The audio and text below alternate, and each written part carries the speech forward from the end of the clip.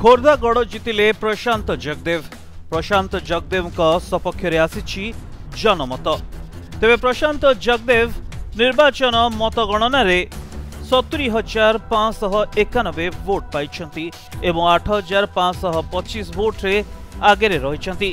तेबे अन्यपटे राजेंद्र कुमार साहू बीजेडी प्रार्थी पाई 62,660 खंड वोट एवं प्रशांत जगदेव 8,525 खंड वोट रे पछे रही।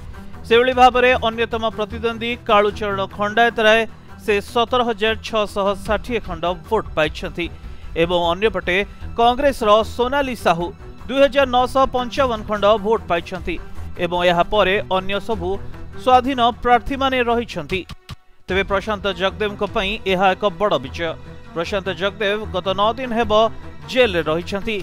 तेबे प्रशांत जगदेव विरोध में मतदान समय रे विशृंखला सृष्टि करिवार अभियोग रहितला।